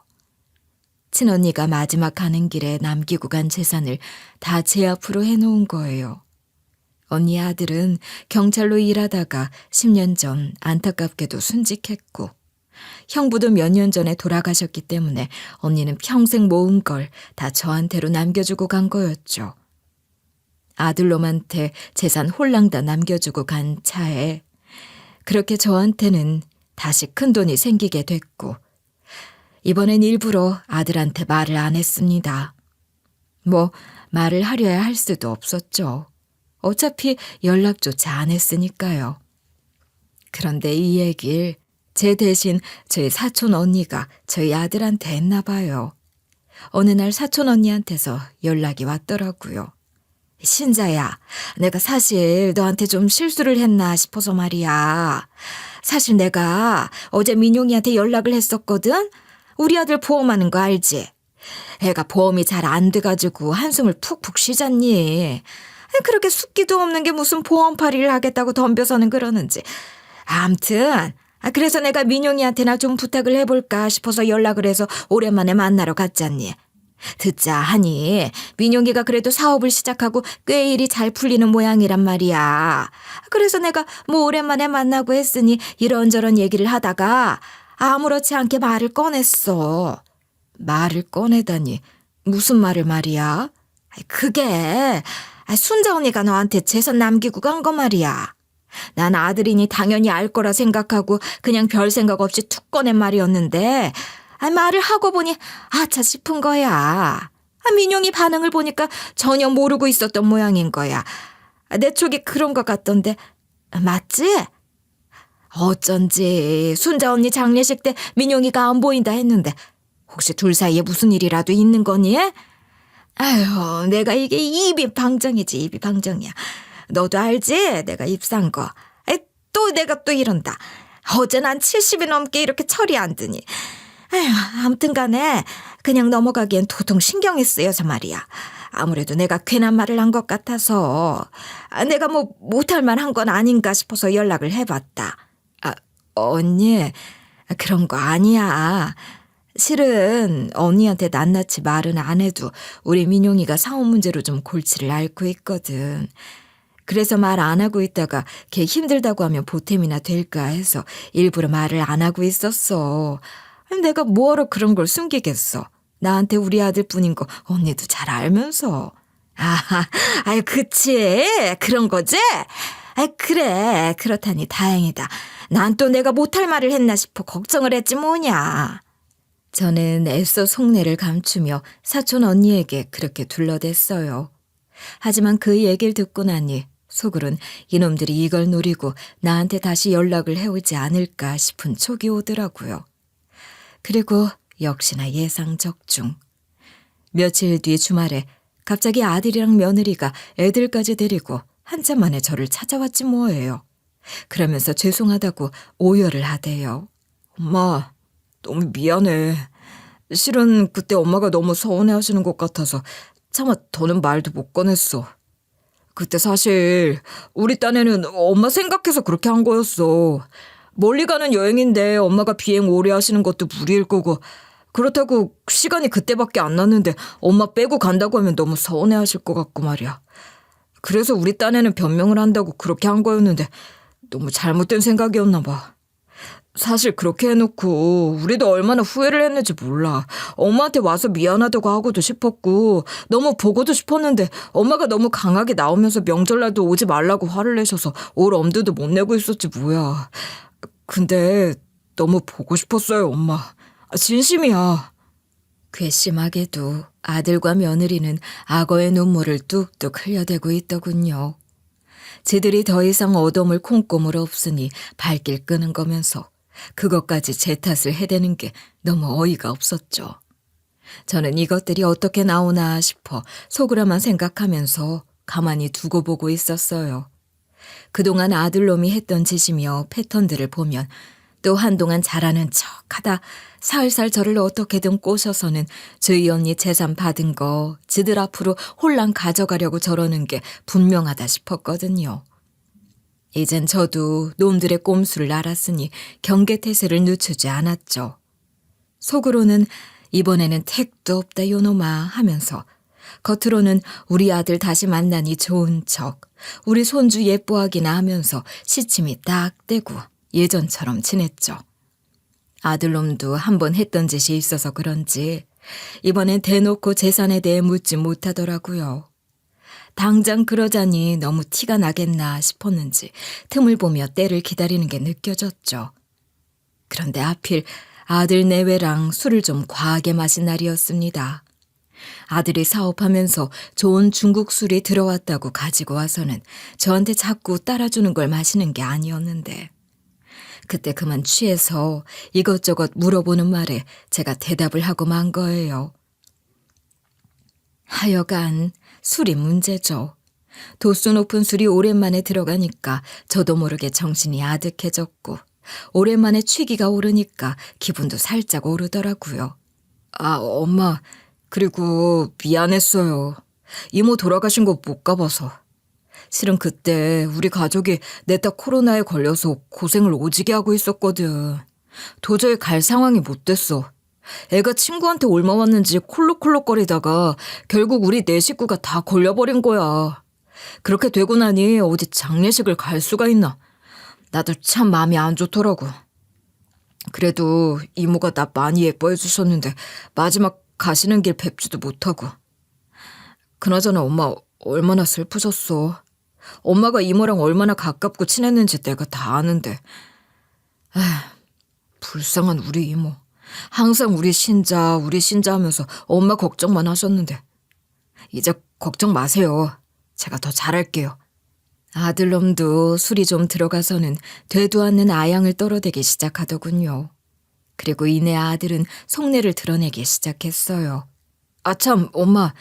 그나저나 이모가 재산을 엄마한테로 남기고 갔다던데 그건 어떻게 하고 있어? 아, 난 또 걱정이 돼서 말이야. 그런 거 큰 돈 함부로 놔뒀다가 혹시라도 냄새 맡고 누가 훔치기라도 하면 큰일이잖아. 어디 보관을 잘 해둔 거지? 아들놈이 그렇게 대놓고 묻는데 제가 당시 꽤 취한 상태라 금고에다 넣어두고 있다는 말을 해버린 거예요.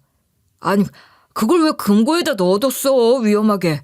요즘 세상에 위험하게 그렇게 하면 안 되지. 왜 은행에 안 넣고? 아들이랑 며느리는 돈을 왜 은행에다 안 넣고 금고에 두셨냐며 깜짝 놀랐고 제가 말했죠. 어디 뭐 은행은 안전하다니. 어차피 예금자 보장도 5천까지밖에 안 된다잖냐. 그 정도로는 턱도 없는데 말이야. 그리고 요즘이 어떤 세상이냐. 자식도 못 믿는 세상인데 은행은 어떻게 믿어. 안 그러니? 내가 듣자 하니까 요즘엔 더구나 미국 큰 은행들도 망하고 그런다는 시대라더라. 차라리 금고에 갖고 있는 게 편하고 안전해. 저 금고가 그래도 아주 튼튼하거든. 비밀번호도 8자리나 돼서 나 말고는 10사람도 없고 말이야. 제가 그렇게 말을 해버린 거죠.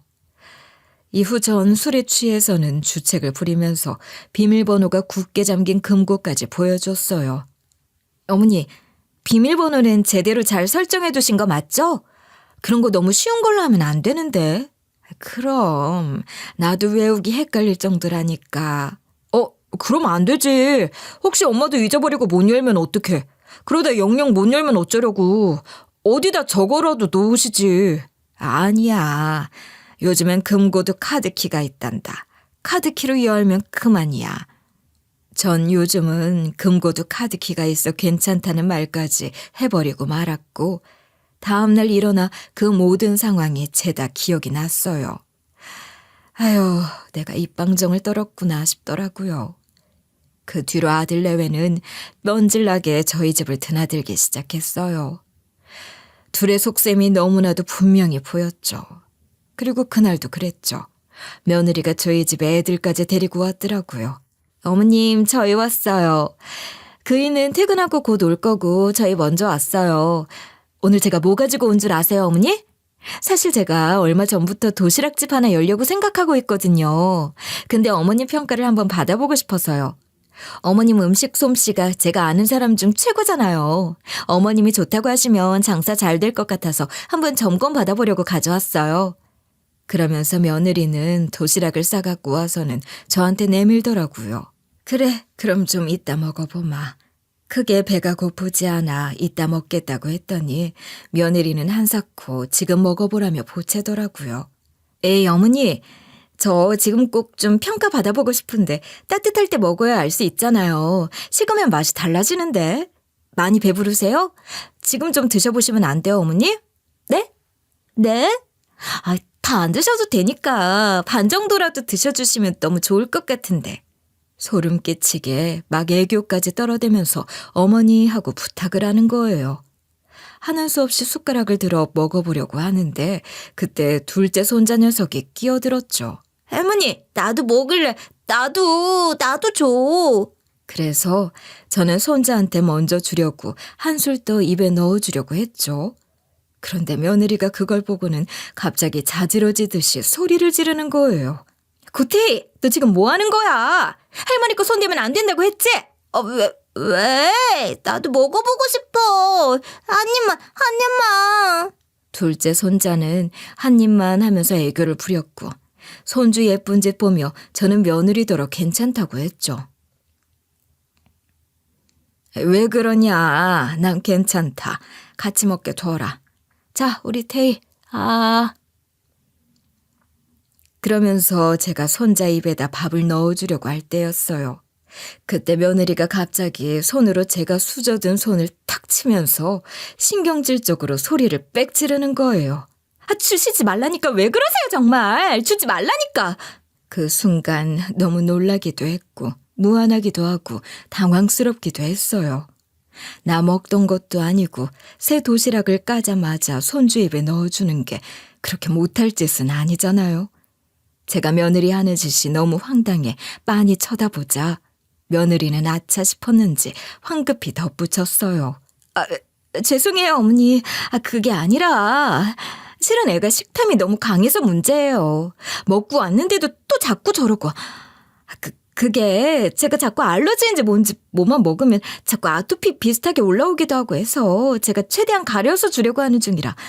아무튼 애 먹이는 것 때문에 제가 너무 예민했나 봐요. 죄송해요. 그러면서 어쩔 줄 몰라 하더라고요. 며느리는 갑자기 막 핑계를 대면서 변명을 했지만 아무래도 뭔가 수상한 느낌이 들었습니다.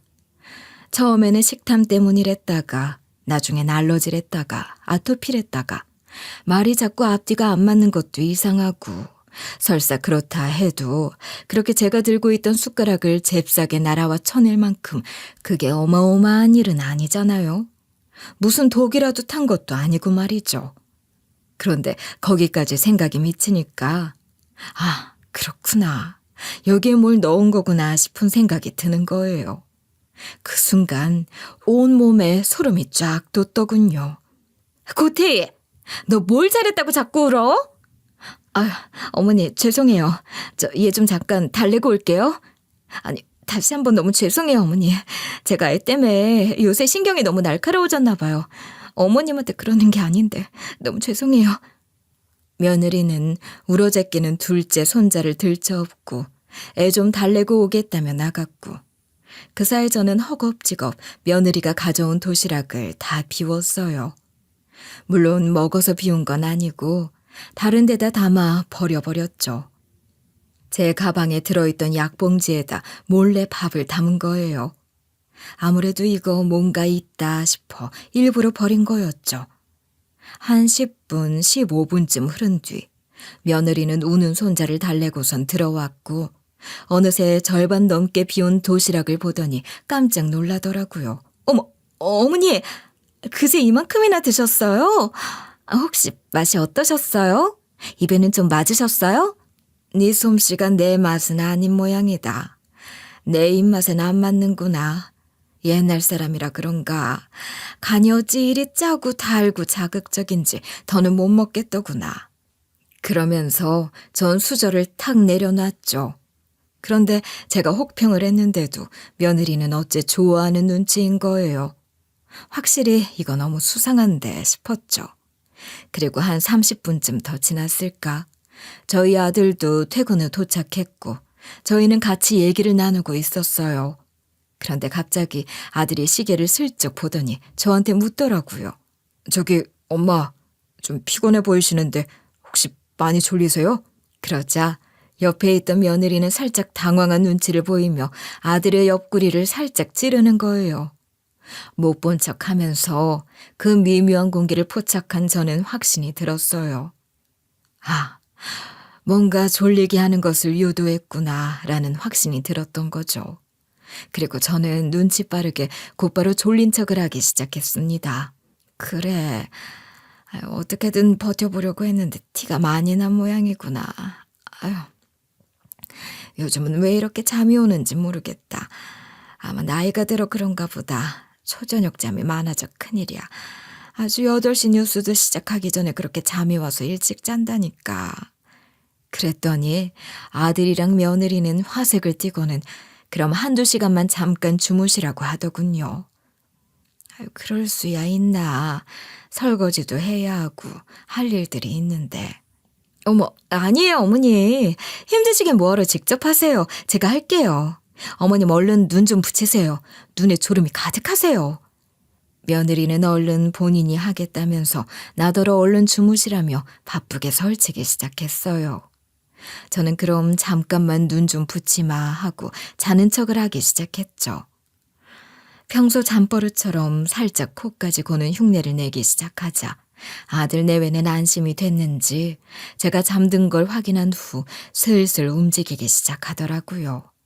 제 집안 곳곳을 뒤지기 시작했던 거죠. 비번 알아내는 건 무리야. 빨리 카드키.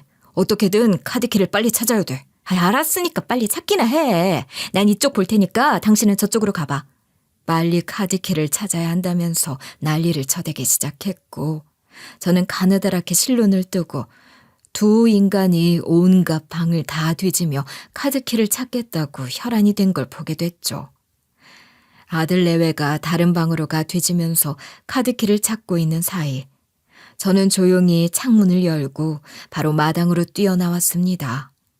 저희 집은 뒷문이 있는 주택이어서 몰래 나가는 게 그리 어렵지는 않았어요.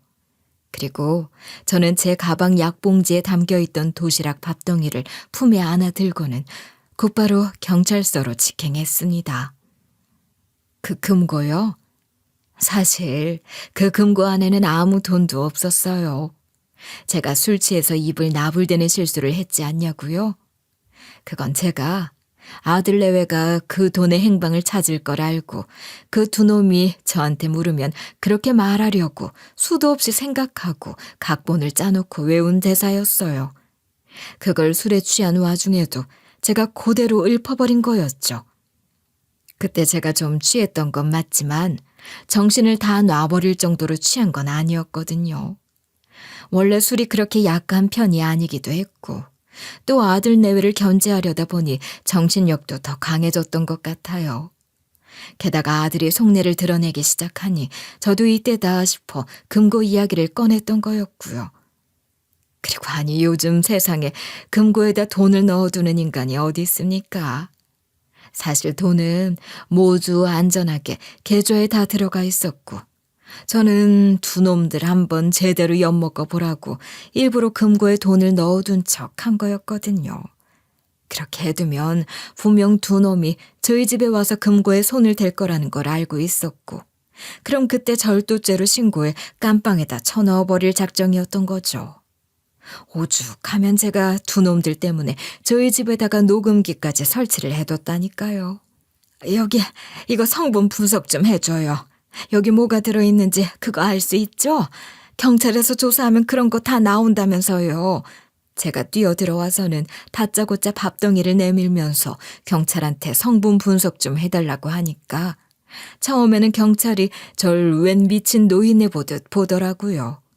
급하게 도망쳐 나오느라 신발도 못 신었지. 헐레벌떡 뛰어오느라 머리며 옷이며 꼴도 완전히 엉망이지. 그러니까 그래 보일 수도 있겠다 싶더라고요. 나 미친 사람 아니에요. 우리 아들이랑 며느리가 나한테서 돈을 훔치려고 해요. 내가 상속받은 게 좀 있는데 그걸 노리고 아무래도 여기다 뭔가를 넣은 것 같아요. 그래서 분석이 필요해요. 저는 경찰을 붙잡고 자초지종을 설명하기 시작했어요. 지금 이 두 놈이 날 재워놓든가 뭘 어떻게 하고는 내 돈을 훔쳐가려고 한 것 같은데 눈치채고 먹는 척하고 그대로 가져왔어요. 지금 당장 성분 조사 좀 해서 알려줄 수 없어요? 우리 집에 녹음기가 있어, 증거도 있어요. 급하게 오느라 못 가져왔지만 나중에 제출할 수 있어요. 두 놈 다 우리 집에 있으니까 지금 딱 가서 잡으면 된다고요. 분석해서 결과 알아보고 바로 가면 늦진 않을 거예요. 빨리 서둘러야 해요. 그러자 경찰은 일단 신고 절차를 밟아야 하니 진정하고 앉아서 작성이랑 진술 좀 해달라고 하더군요. 일단 무슨 상황인지는 알겠어요, 어르신. 근데 그 성분 분석이라는 게 그렇게 간단하게 빨리 되는 게 아니에요. 일단 신고를 먼저 하셔야 되고요. 신고 절차 다 끝나면 성분 검사에도 며칠이 소요되거든요. 그러니까 일단 집에 가서 계시면 저희 쪽에서 연락을 드릴 거예요. 이 양반이 지금까지 내 얘기를 뭘로 들은 거야? 아니, 지금 나한테 뭘 먹이려고 한지도 모르는 놈들이 우리 집에 있다니까. 거길 갔다가 내가 무슨 봉변을 당할 줄 알고 그러는 거야. 예, 그렇죠. 그건 그렇네요. 그럼 뭐 혹시 어디 가 계실 때는 없으세요? 다른 자식은요? 신고를 마친 뒤 일단 성분 검사가 끝날 때까지 저는 아는 사람 집에 몸을 피해 있기로 했어요. 절에 다니며 알게 된 친한 동생 집에 며칠 신세를 진 거죠. 다짜고짜 연락해 신세를 지자니 미안하기도 했지만 지금 집에 갔다가 무슨 꼴을 당할 줄 알고 집에 가겠어요. 게다가 이미 두 놈이 제가 자리 비운 걸 알고 난리가 났을지도 모르는데 말이에요. 그리고 신고를 한 며칠 뒤 경찰에선 성분 검사가 완료됐다는 연락이 왔고 음식물 속에 잠이 오게 하는 성분이 들어있었다고 하더군요. 그것도 아주 다량이 말이죠. 분석 결과는 예상한 그대로였고 이 결과를 바탕으로 아들 내외에 대한 본격적인 수사가 시작됐어요. 단순히 밥에 그것만 탄 게 문제가 아니라 제 집에서 재산까지 노린 정황이 분명했기 때문에 경찰은 둘의 휴대폰까지 수사를 하게 됐죠. 그리고 그 과정에서 둘이 금고를 털려고 공모한 일들과 대화 내용이 샅샅이 드러난 거예요. 게다가 제가 미리 집에 몰래 설치해 놓은 녹음기 또한 증거로 활용되었습니다. 둘은 아마 제가 눈치를 채거나 신고까지 할 거라고는 전혀 생각도 못하고 있었던 모양이더라고요. 그래도 우리 엄마가 나를 얼마나 끔찍하게 생각하면서 키웠는데 그렇게까지 하시겠어? 했던 거겠죠. 하지만 그런 배신까지 한 자식놈을 제가 부모라는 이유로 어디까지 봐줘야 되나요? 그렇게 봐주고 넘어가다 이런 재앙을 키운 거나 다름없었는데 말이죠. 경찰서에 온 둘은 꼴사납게 언성 높여 싸우대기 시작했어요. 그러니까 내가 그런 방식은 너무 허술하다고 했잖아. 그런 식으로 했다가 들통나게 십상이라고 하니까 당신이 계속 우겨가지고는. 이게 나 때문이야? 나 때문이냐고, 어? 이게 다 당신 때문이잖아. 뭐? 내가 뭘 어쨌다고? 당신이 그때 발연기를 오지게 했잖아. 졸리지 않냐 어쩌냐 해대니까 그때 당신 엄마가 눈치 딱 챈 거 아니야. 그것만 아니었어도 일이 이렇게 되진 않았을 거라고. 뭐? 나 참 어이가 없어서. 네가 허술한 방식을 고집했으니까 이렇게 된 거 아니야. 어디다 대고 내 핑계를 대고 있어. 돌았냐? 뭐? 말 다 했냐 지금? 이게 뭘 잘했다고? 야. 이것들이 지금 뭐하고 있어? 여기가 당신네들 안방인 줄 알아요? 어디서 소리를 높이고 있어? 부모한테 그딴 짓을 해놓고 지금 뭘 잘했다고 싸우고들 있어? 둘은 대판 싸워대다가 경찰한테 크게 야단을 맞았죠. 조사가 끝나고 나니까 둘은 제 앞에 무릎을 꿇고 사정사정을 해대기 시작했어요. 엄마, 내가 잘못했어. 정말 잘못했어요. 부탁이니까 한 번만 용서해주면 안 돼? 사실은 내가 좀 사정이 있었어. 그냥 돈에 눈이 멀어서 그런 게 아니고 사실은 엄마가 그때 투자해주신 사업이 잘 안 풀려서 도저히 답이 없어서 지푸라기라도 잡는 심정으로 그랬어. 그렇다고 내가 엄마한테 무슨 안 좋은 걸 드시게 하겠어? 아들인데? 그런 건 말도 안 되지. 그냥 잠깐 잠 드시게만 하고 그 사이에 카자키만 살짝 찾아볼 생각이었어. 그것뿐이야 정말로. 우리가 엄마한테 무슨 안 좋은 짓을 한 것도 아니고 그 정도로 철면피에 폐륜해인 것도 아니잖아. 그러니까 그냥 엄마도 철없는 자식놈 한번 크게 혼냈다 생각하고 좀 합의하고 넘어가주면 안 될까? 이렇게 부탁해요 엄마. 내가 정말 잘못했어요. 기가 막히더군요. 아니 애초에 폐륜아가 아니면 그런 생각 자체를 못하지 않나요? 어떤 자식놈이 그딴 짓을 부모한테 할 수가 있냐고요. 그리고 카드키만 살짝 찾아볼 생각이었다는 게 뭔 말인데요. 결국엔 그걸로 금고 열어서는 제 돈 훔쳐갈 생각이었다 이거잖아요. 쟤들 죄가 별거 아닌데 일 키운다는 식으로 말하기에 어이가 없어서 저도 퍼부었죠. 이것들이 세트로 정신이 나갔구나. 니들이 한 짓이 무슨 짓인 줄 알고 입을 놀려. 어디서 별일 아니라는 식으로 말을 하고 있어. 나 잠든 사이에 내 집에서 내 돈 뺏어갈 작정을 한 놈들이 어디서 감히 고개를 빳빳이 쳐들어? 그러자 둘은 또 싸워대기 시작했어요. 엄마, 사실 우리 와이프가 다 시킨 거야. 내가 뭐 엄마한테 그런 짓 할 생각을 먼저 했겠어? 그럴 리가 있겠냐고. 뭐? 너 미쳤니? 어디서 나한테 뒤집어 씌우고 있어? 왜? 내 말이 틀렸어? 내 말 맞잖아. 이거 다 네가 짠 시나리오 아니야. 네가 도시락 가게 어쩌고 하면서 다 생각한 거고 난 그냥 거들었을 뿐인데 내 말이 틀렸냐고. 와, 이 뻔뻔한 놈 좀 보게. 야, 이게 너 때문이냐 이 새끼야. 네가 네 엄마 돈 뺏어올 방법 찾으면서 멍청하게 아무 방법도 못 떠올리니까 내가 하나 얘기한 것 뿐이잖아. 그랬더니 너도 좋다고 따라놓고서 왜 지랄이야? 지 애미한테서 돈 뺏어다가 사업 키울 생각만 하던 놈이 뭘 잘했다고 입을 놀리고 있어. 야, 폐륜아는 네가 폐륜아잖아. 나야 내 부모도 아닌데 지 엄마란 사람한테 그딴 짓을 하는 게 인간이냐? 이것들이 근데 정신들 안 차려? 야, 뭐해? 이것들 당장 유치장에 앉혀놓고. 예, 이리 오세요. 빨리 오시라고. 결국 둘은 유치장에 갇히고 저는 경찰 조사를 마저 마치고 나왔어요. 근데 참 둘이 진짜 멍청한 게 경찰 말을 들어보니 만약 그때 그렇게 제가 탈출한 걸 발견하고서 망했나 들켰나 보다 하고서 그냥 다 냅두고 나왔으면 그냥 미수죄가 됐을 거래요. 그런 일을 벌이기는 했지만 결과적으로는 해당 음식물도 제가 먹지 않았고 또 훔칠 계획을 세웠지만 결과적으로는 실패한 거니까요.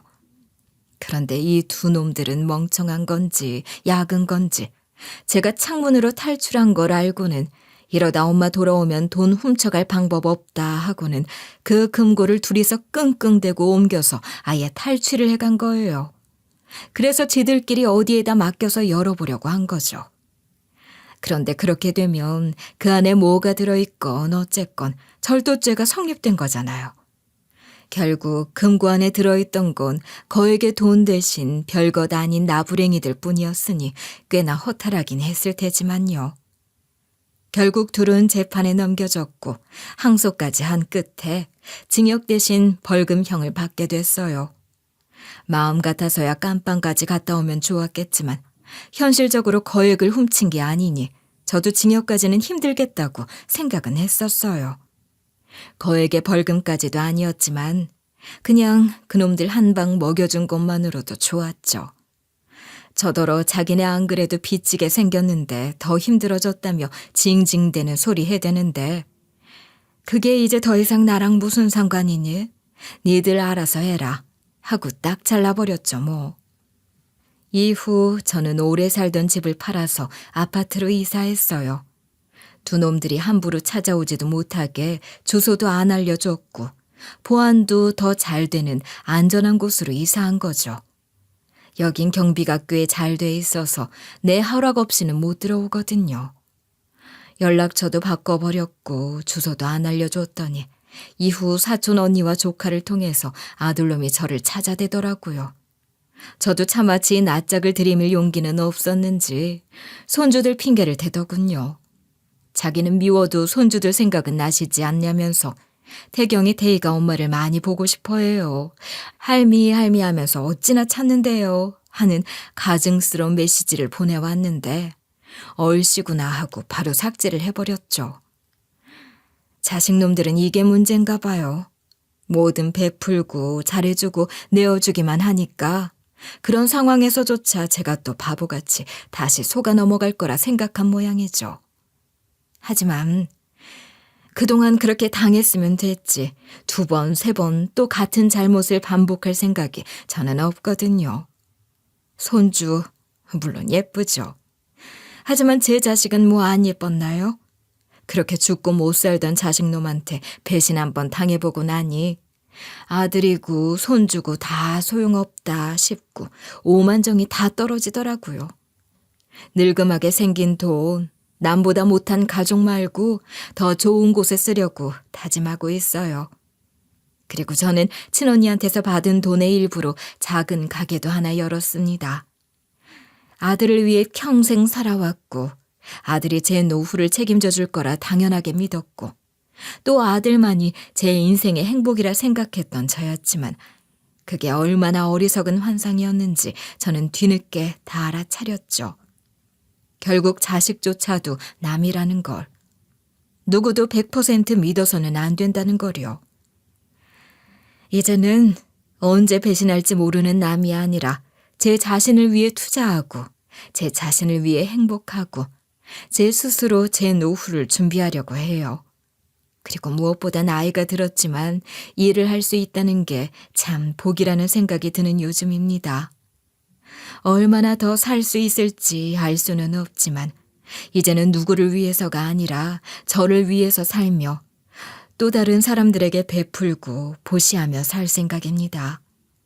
저는 그동안에 편협하고 어리석었던 시간에서 눈을 떠 비로소 지혜로운 삶을 살 수 있게 된 시작점에 서 있는 기분입니다. 그럼 지금까지 제 이야기를 들어주신 분들께 감사드립니다. 모든 분들의 평안을 기도합니다.